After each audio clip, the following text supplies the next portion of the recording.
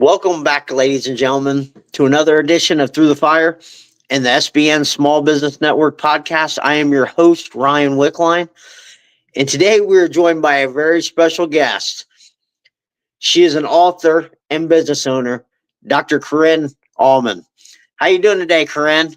I'm doing well. Hope you are. Yes, been a great day so far. So the number one question the audience is probably wondering, who is Dr. Corinne Allman? Oh, heavens. That could be a wide range of things, right? I think for our purposes here, as you said, I'm a business owner. I run a care management agency, and what we do in that business is help families navigate caring for aging loved ones. So a typical client is somebody who everything was fine with, let's say it's mom. Everything was fine with mom until something has happened, and now they're in a panic and they need to know everything there is to know about senior care and how everything works and what does it cost. And that's the moment we get the phone call and we get to kind of walk them through it, right? Like walk them through the process to help them understand like what their next steps are, things like that. So that's my business. I have written a book called Keenagers, and that's with a K.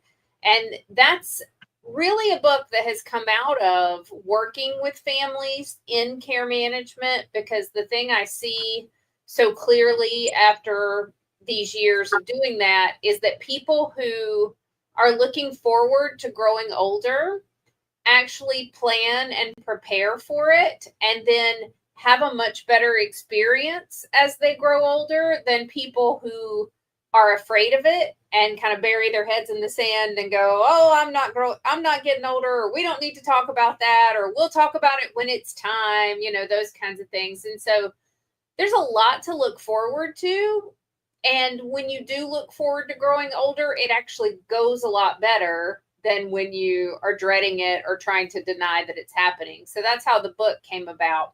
And then, of course, I'm a mom. I've got 4 teenagers at home. And then I'm also got 2 parents myself who are getting older, as we all do. And so caregiving and kind of, being involved in the care of all these other people in my life as well. Amazing. What inspired you to go into psychology? I don't think when I first went to college, I was not planning to go into psychology. I was going to be a political science major.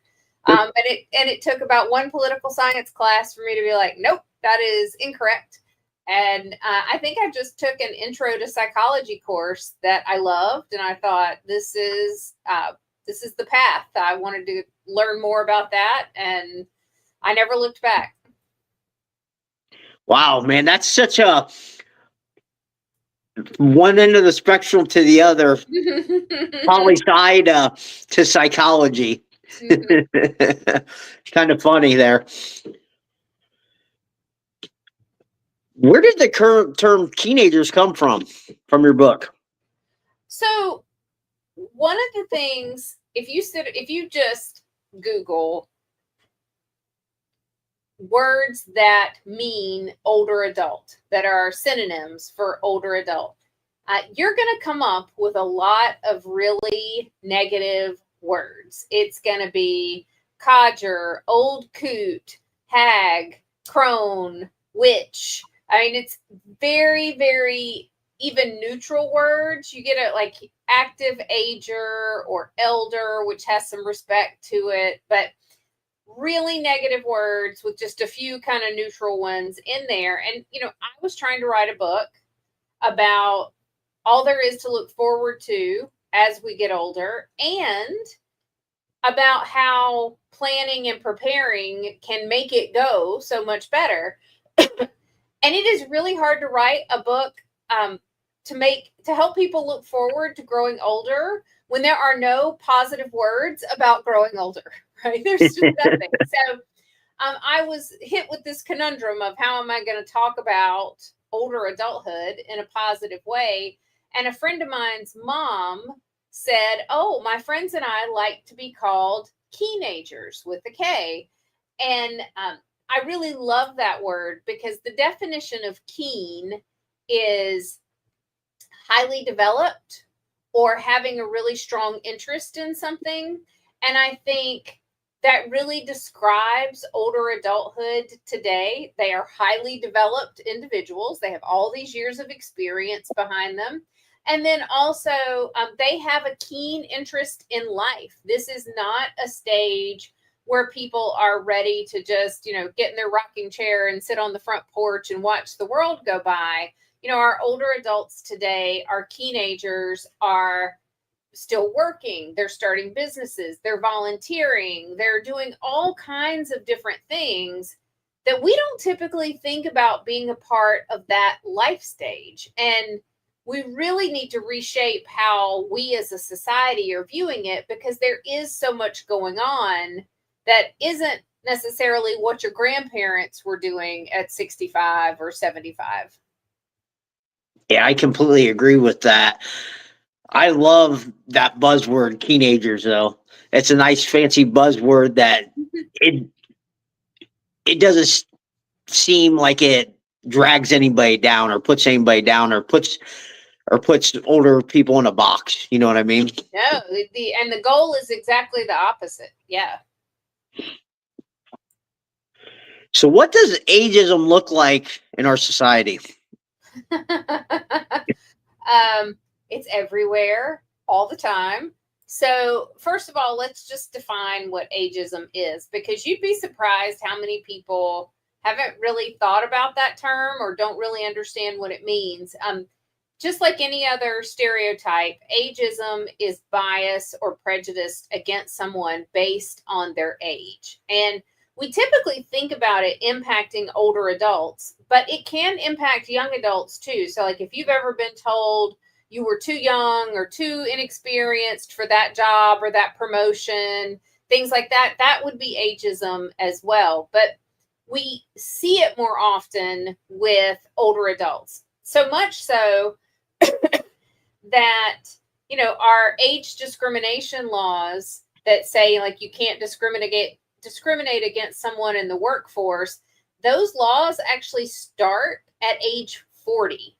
So someone as young as age 40 can file a lawsuit that they've been discriminated against in the workplace, because there are so many industries that are youth focused, right? They really want young people. Once you get to 35, you're really too old to work there anymore. And so if you think about that, that's a little bit crazy that somebody as young as 40 could be discriminated against at work that way for being quote unquote too old. But more than just the workplace, it's really cultural. So ageism is anytime you see an older adult being portrayed as, that funny old man, the weird old guy, if we're making jokes about people's age, all of these things around you, in addition to all the anti-aging creams and serums and things that are around us saying you cannot age, right? You cannot show the world that you're aging.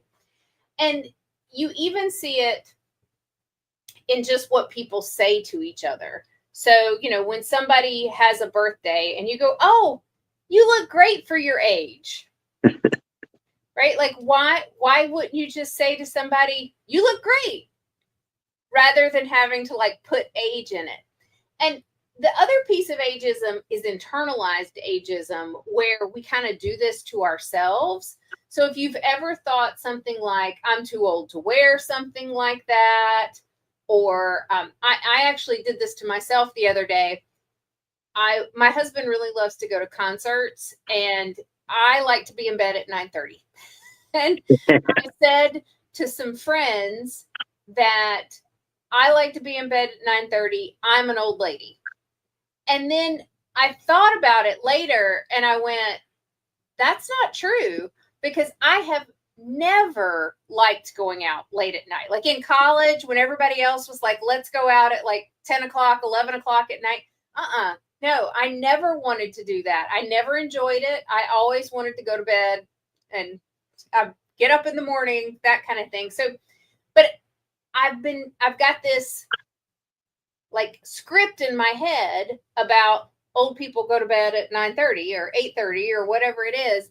And those words came out of my mouth, even though they're really not true at all. And so that's the kind of like messaging we get all the time that we then internalize, and we start saying these things to ourselves without even realizing what we're doing. Yeah. So how do we overcome it? Well, if I had the complete answer to that, we'd have this problem solved, right?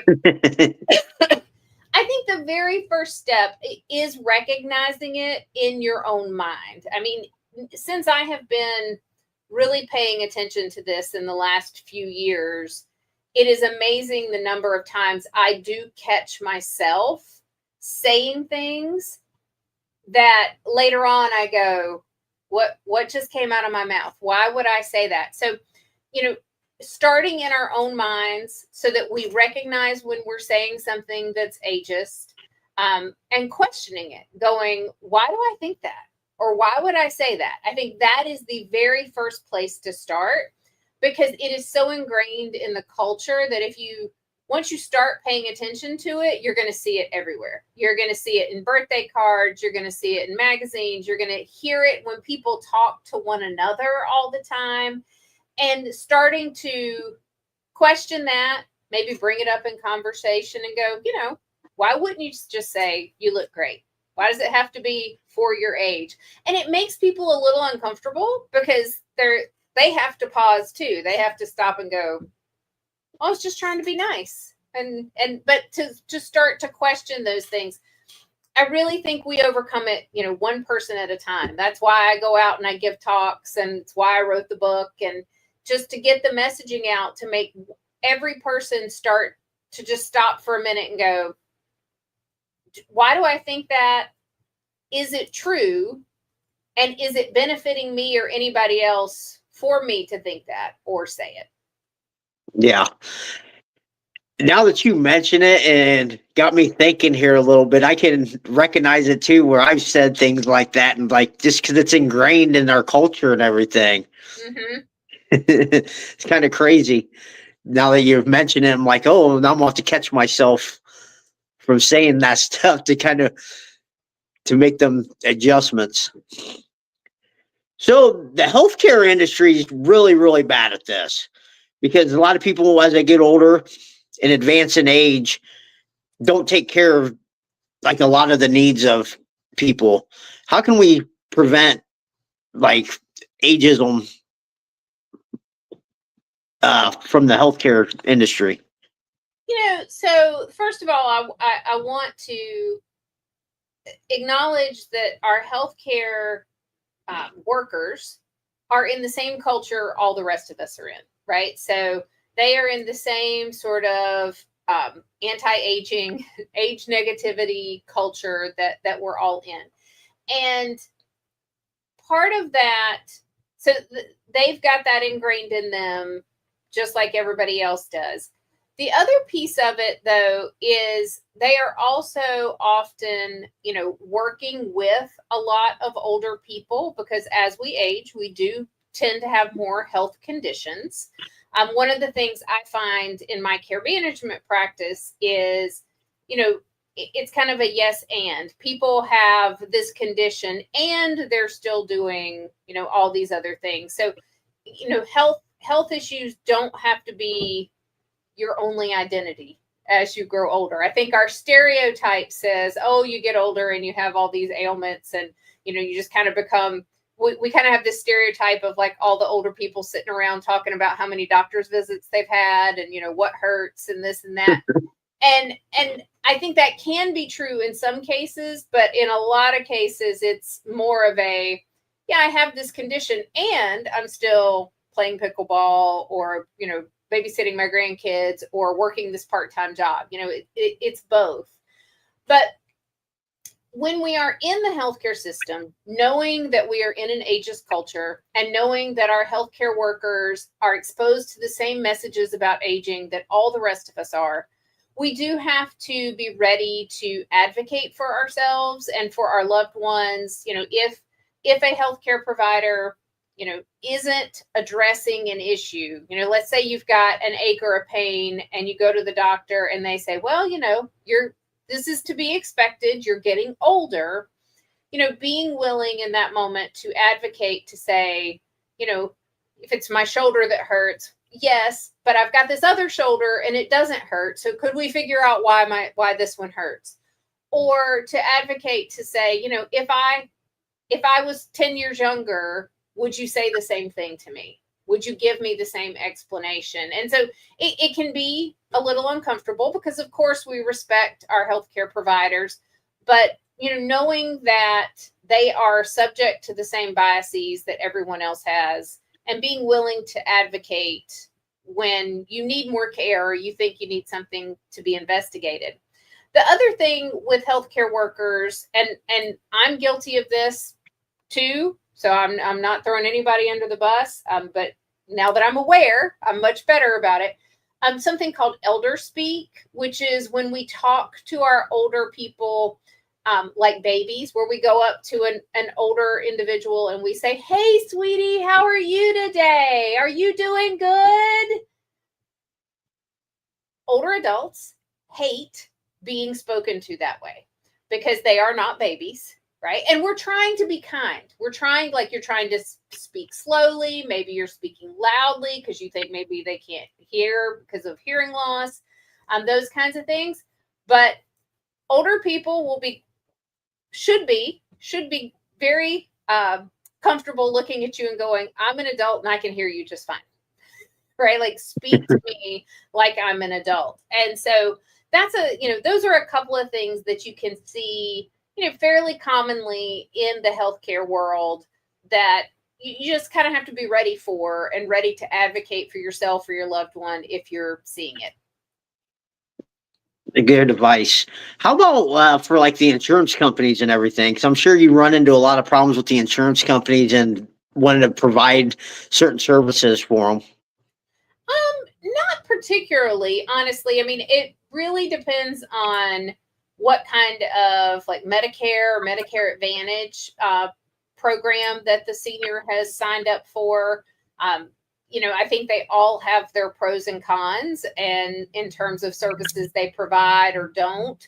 But we don't actually run into too much, I'll say, ageism in terms of like treating things, that sort of thing. It really has more to do with the particular program that the individual's on. Okay. You founded Choice Care Navigators, a company dedicated to helping families navigate the aging process. What types of services do you provide? So that's the care management agency that I mentioned back at the beginning of the program. And I kind of joke that we're like adult daughters for hire, because we really do everything an adult child would do for their aging loved ones, parents, aunts, uncles, whoever it may be. So we will create care plans. We will go to doctor's appointments and take notes so that the family members get all the information that happened at the doctor's appointment. We will also go to doctor's appointments and report to the doctor, because what we find is that sometimes our loved ones are not reliable reporters, in the sense that they go to the doctor and they tell the doctor, everything's fine, I'm doing great, when they're really not. And then when they go back home and the doctor has given them a bunch of information or a diagnosis or whatever it is, our loved ones come back home and they tell their family, the doctor said everything's fine, there's no problems, I'm doing great, when that is not at all what the doctor actually said. So we go to a lot of doctor's appointments to be those reliable reporters and make sure everybody gets the information that they need. We do a lot of family mediation. We get a lot of families who can't agree on the path forward for their aging loved one. And so we're the mediators who kind of walk them through, okay, these are the options based on your situation, your parents' diagnoses, your financial situation. Here are the things that are available to you. And we are a objective third party, in the sense that we don't care what you do. We have no dog in the fight in terms of what decisions get made. We're just giving you the lay of the land, right? And trying to help people make empowered decisions so that, they have all the information that they need and can make good choices, because most people don't really consider what is available in terms of healthcare for seniors, what the options are and things like that. Most people don't think about it until they are in a crisis. And then all of a sudden they need to know everything. And so our job is to step in and say, okay, we're going to guide you through this. Here are your options, A, B, C, or D. Here's the pros and cons of each one, and try to help them make informed, empowered decisions. Nice. What are the biggest challenges they face? As a family, usually it's trying to come to some kind of agreement, right? Because we don't all see the situation the same way, or have the same ideas of what might be the best plan forward. Financial is a huge one. If people have not done financial planning for their elder years, that can be a big hurdle, because Medicare does not pay for long-term care. Medicare is your health insurance, and it's meant to pay for your hospital stay or your doctor's visit, but it is not meant to pay for assisted living, a nursing home stay long-term, home care, all these other things that many seniors need. And many families are completely unaware of that until they end up in this situation. And so when I'm talking to them about finances and how they're going to pay for things, they will say, oh, well, we have Medicare. And that's great, but it doesn't pay for long-term care. So financial is huge in terms of thinking ahead and planning for needing cares and how you're going to pay for it.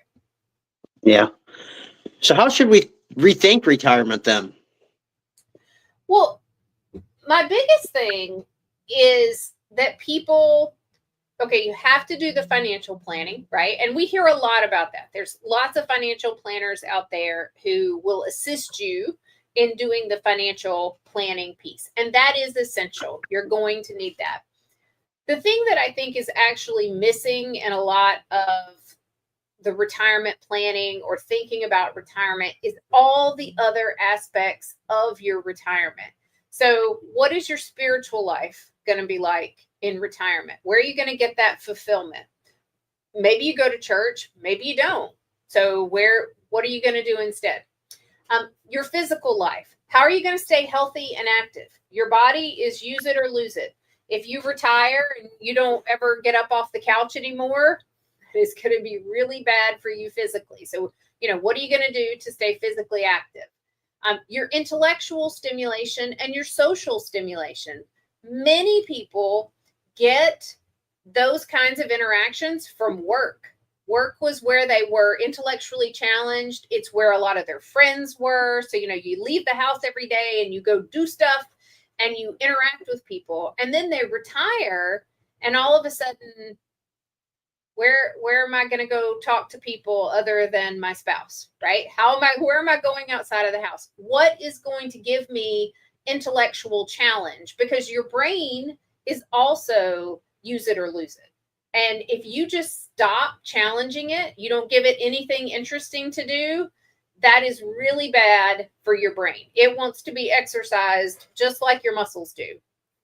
And then that social piece, one of the things my mom said after she retired was that she didn't realize how many of her friends were at work.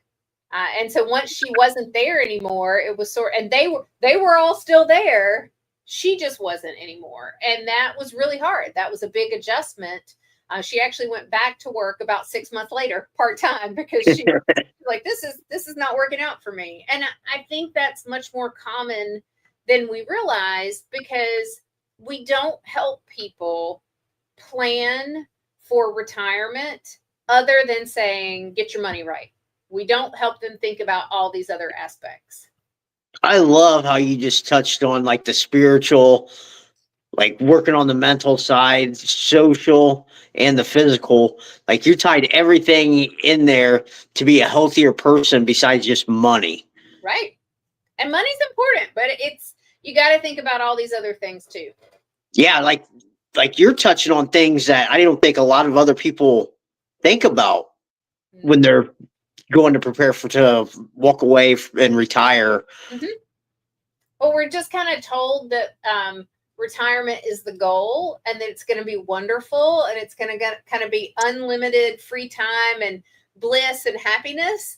And it can be great, but it takes planning, and you have to have stuff to do that you enjoy and that stimulates you in your mind, your body, all of these things, because just sitting around and doing nothing gets real boring real quick. Yeah. I've done that a couple times. It's not very fun. Like after like a day or two, you're like, okay, now there's got to be something more to do. Right. How should we look to support people who aren't ready to retire yet and want to continue working? Oh, I think in this day and age, many people who are what we would call retirement age, and I'm putting that in quotes, often aren't ready to retire, right? Like they feel like they've still got a lot to give. They're just hitting their stride. They're doing interesting things. And I think the best support we can give them is the opportunity to continue to work, to do things. Now, a lot of people will maybe quit their 30-year career, right? They'll retire from that, but then they start a new business.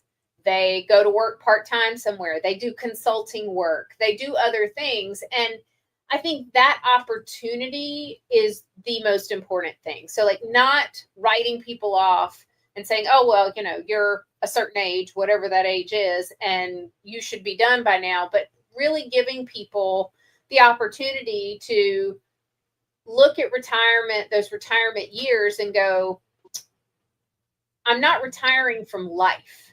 I'm retiring from that first career. So who do I want to be now? What's this iteration of me going to be? And supporting people as they do different things, try out whatever those new roles are going to be, and giving them the opportunity to do that. Yeah. Like I know a bunch of the older people I've worked with before, they wanted to walk away from what we were doing and like, hey, I'm ready to go do something different though. I still want to continue working because I don't want to be cooped up in the house. I need to exercise. I need to socialize, and and they like to double dip. They like to get some of that retirement and then go get paid cash for doing other things. Yeah. So it's like, who's to blame anybody for wanting to do that? That's right. So how can one navigate the journey of caring for aging parents? That's and you're asking me a lot of $1 million questions. If I had the answer to these completely, I think every journey is different. Within our care management business, no two clients, no two families are ever quite the same. And so the biggest things are to do as much preparation as you can, and to try to get your loved ones to do as much preparation as you can get them to do. Some parents and loved ones are really open to that and they're ready to do that planning. Some parents and loved ones are really resistant, right? Like I've heard people say things like, I'll do my will when it's time, or, when it's time. Like you get an alert before it's time. But also, that sort of, oh, you just want to get all my money, that kind of, and so they're very, very resistant to making plans, to putting the things in place that need to be done. And then other families, they're ready to go. They're making all those plans. They're doing those things. The more you can get done in terms of like a healthcare power of attorney, a financial power of attorney, living wills, a will just in general, all of that is super helpful because you don't know what's coming, and putting those things in place, number one, allows you to make sure that the people that you want in charge of your healthcare and your financial decisions, that they are actually the people who will be in charge. And the other thing that doing the documents will help you do is have the conversations with your loved ones about what you want to have happen. These sometimes people think these are going to be really depressing conversations, right? We've got to talk about if I become incapacitated, do I want a feeding tube? Do I want these sorts of, do I want them to intervene in different ways? And I get that it can feel that way a little bit, but I want to tweak it a little bit and instead think of it as an empowering conversation, because the only way you are going to have the kind of experience you want to have as you grow older is to plan and prepare and to tell your loved ones what you want to have happen. Because far too many times, the people who are calling our care management practice, they're in a panic because they don't know what their loved one wanted. They don't know where the money is to pay for any of it. Is there any money to pay for any of it? And so not only are they upset that their loved one is sick and in the hospital and, something has gone wrong, but they are also super, super stressed because they don't know what to do. They don't know what their loved one wanted, and they don't know how to handle it. That could all be avoided. So making these plans, having these discussions, it's not morbid, it's empowering, because it means you're going to get what you want as you age, and you are going to save your loved ones all kinds of stress when that moment happens, because they're going to know. They're going to be like, I got it. This is exactly what they want. I know what decisions to make when the doctors ask me things. I know what to say. I know what to do. I know that they want to move to this community if they have to go somewhere, or I know that they don't want to do that. They want to come home. I know how to access the bank account so that I can pay for the things that they want. I mean, it's just night and day, the experience you can have if you are willing to face and plan for whatever may happen. I mean, you could make all the plans and then nothing ever goes wrong and everything's great, and you pass away warm in your bed at 90 and never have a day in the hospital, anything like that. But that's not what happens for a lot of us. And the more prepared you are, the better it's going to go. Yeah. So what would be some advice you'd give, say, like one of us who has parents that don't want to talk about that?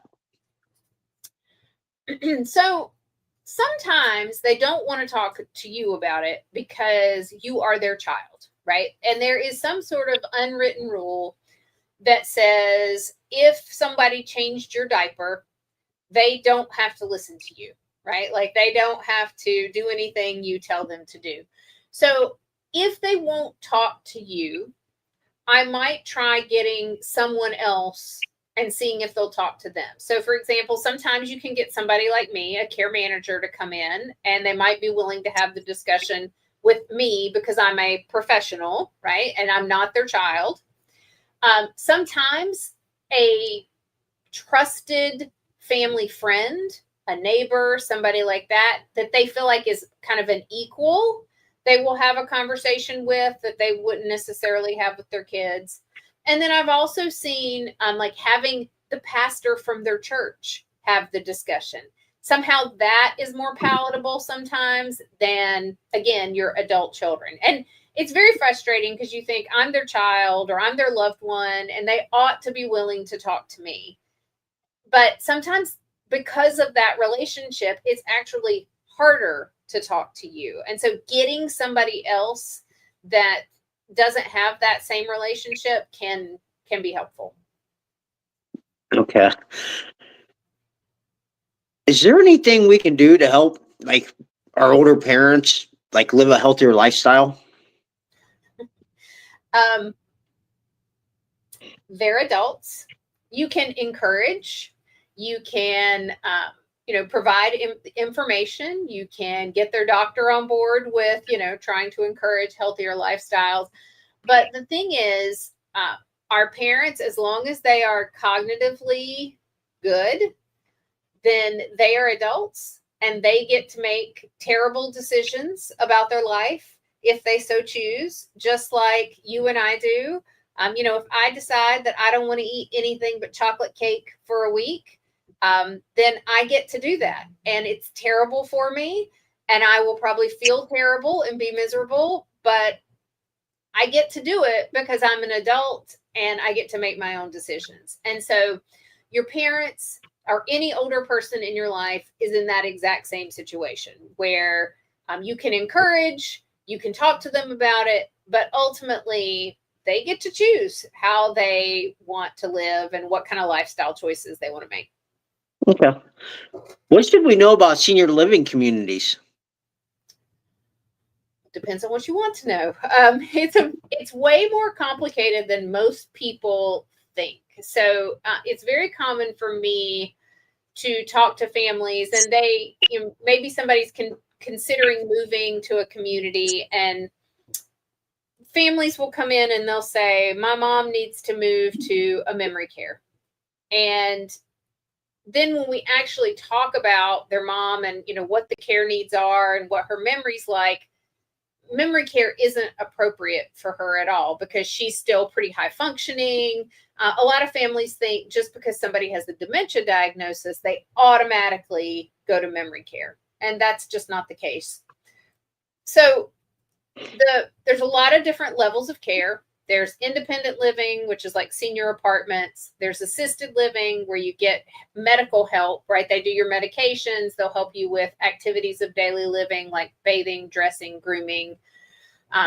Then there's memory care, which is like assisted living, but typically it's a secure building. The doors are locked so that people with memory issues won't walk out the door and not know where they are, right? They won't get lost.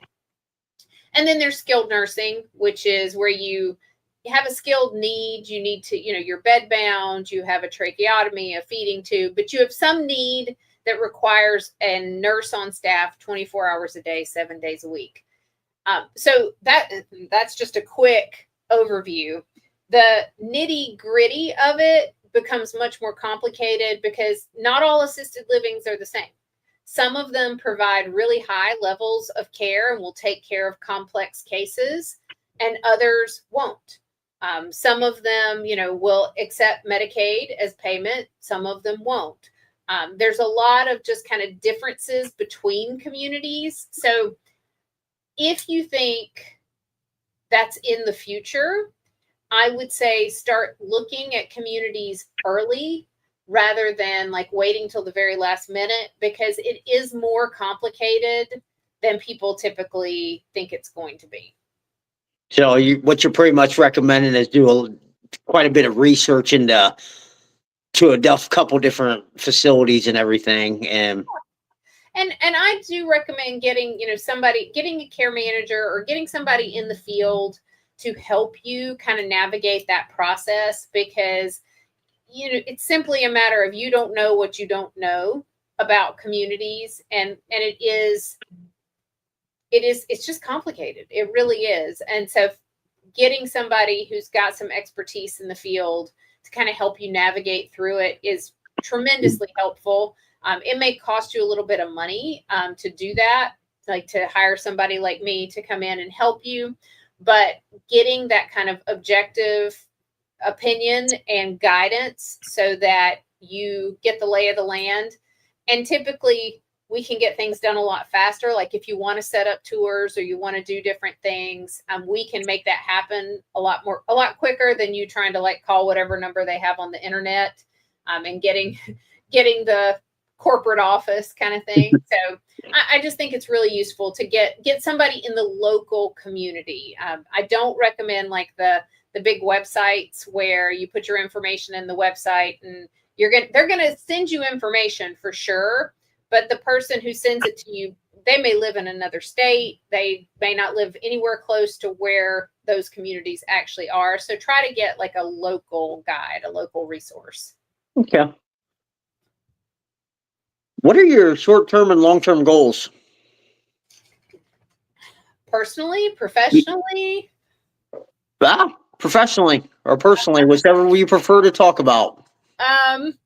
So I'm starting to work on my second book, which is going to be kind of a how to be a teenager book. So talking about all those different aspects of life that you and I just kind of walked through, and trying to give people kind of a guide for planning and preparing. That's one of the biggest pieces of feedback that I've gotten from the first book, in the sense that people go, okay, I get it. I'm ready. I've drunk the Kool-Aid. I'm ready to be a teenager. Now I need like the how-to. I need the worksheets. I need the plan. I need that sort of thing. So that's the next, I think, professional goal is to, I started working on it, but to get that out within, say, the next year or so.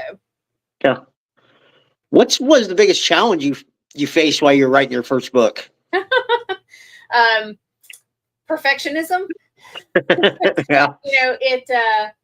It's a matter of, as my writing coach said, we can edit anything but a blank page. What we can't edit is the blank page. And so you've just got to get it out, and then we can deal with it later.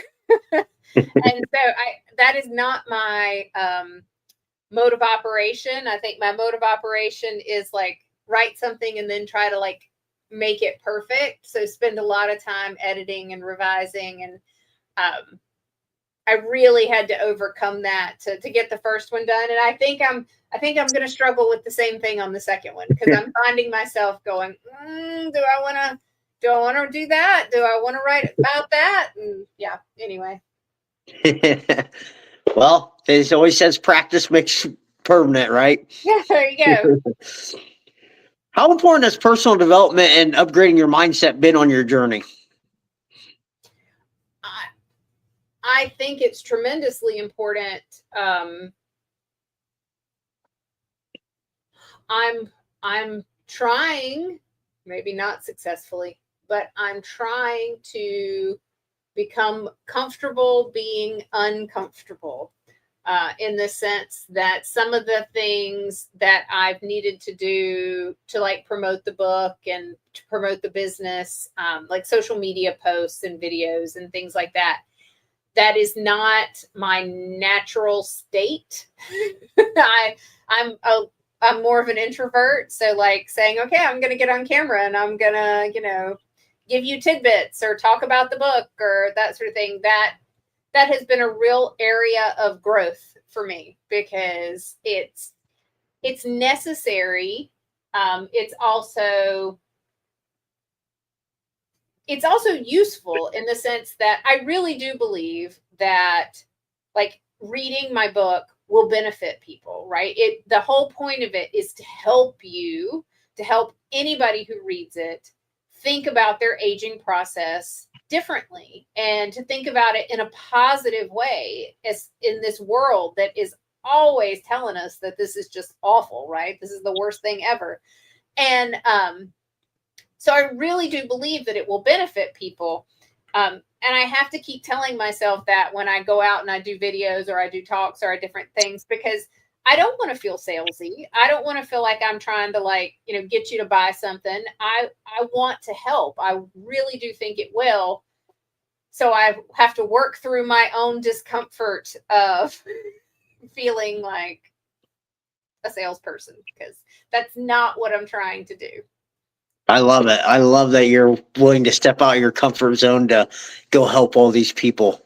I'm trying. What is one book you'd recommend on personal development or upgrading your mindset? Oh, well, of course, teenagers, right? Like that's the first one. Another one on upgrading your mindset. Well, if you're a business owner, one of the best books I think that has helped me is Who Not How. Don't ask me who wrote it. I don't remember. But Who Not How is a book that really helped me think about, as a business owner, I can't do everything. And so instead of thinking about how am I going to get this done, instead thinking, who is the right person to do this? because it's not going to be me, right? Like if I'm totally overwhelmed, like who's the right person? And that has helped me tremendously because like the social media is a good example. I'm not going to be a person who goes and does all the posting and like, manages the social media accounts. That's not my area of expertise, right? And so instead of thinking, how am I going to get this done? Like, how am I going to learn to do this? How am I going to find the time to do it? Thinking, okay, who's the right person to do this? Who do I get that's either on my team, or who do I hire, outside of my team to do these things, because they're going to do it way better than I can. And then that's going to free up my time to do other things that I'm really good at. And it's going to benefit the business and the book and all these things in general, because somebody's good. This other person, this who is going to do a really good job of it, whereas I'm not. And I know that. So just who's going to do it, not how am I going to get it done? I like that. I mean, it gets you to kind of look from a different perspective and be all right with delegating. Yes. Something that you're not very good at to somebody who is. Right. And that, as leaders and everything and entrepreneurs, I think we all get bogged down with that thing of letting go of control a little bit. Yep. Absolutely. How can people get a hold of you? So probably the best way is through my website, which is just my name, CorinneAllman.com. There you can find a link to the book. You can message me through the site. You can find links to podcasts and different media things I've been on, and just learn more about me in general. Awesome. Is there anything we haven't covered that you want to talk about? I don't think so. I think we've really run the gamut here. Awesome. All right, final question. What is one piece of advice you'd like to leave our listeners with about overcoming adversity? I think I'm going to go with adversity in terms of writing, because that's what we were talking about a few minutes ago. And it is that piece of advice. If you're trying to write something, or if you're trying to build something, whatever you're trying to do, it's just get started. It's what my editor said about, we can edit anything but a blank page. Just get started, right? Like just take those first steps. I'm in a business incubator here. That's where my offices are. And one of the things they're always talking about is that getting, the business owners don't have problems with much except making a choice, right? Like they have choices. Make a choice, take a step, make the decision. If it's the wrong decision, you'll find out, and then you'll go back and you'll do the other thing. But like the inertia that we feel in terms of making that step, writing something down on the page, right? We can't, you're never going to know if it's the right choice until you make a choice. And then you'll go back, and if it wasn't right, you'll go back and fix it. You'll figure it out. You're never going to be able to edit the book if you don't write something down, So it's that get started. That is the way to overcome whatever it is that's in front of you. I love that advice. I used to struggle with perfectionism myself, so I know how hard it is the indecision. Like it's got to be perfect before I can do anything with it. It's like somebody had to once tell me, is like, just because you did it, it's imperfect, but that makes it perfect. Sure, it makes you human. It does. I have to tell myself that at times, because I'm like, I got to get it right. It's like, no, just do it and then fix it along the way. Yep, that's exactly right. All right. Dr. Corinne, I can't thank you enough for coming on here and sharing your insight and your story with us all. Thanks for having me. You're welcome. Well, guys, that's going to be all the time we have here today. Remember, the only way to get what you want is go through the fire.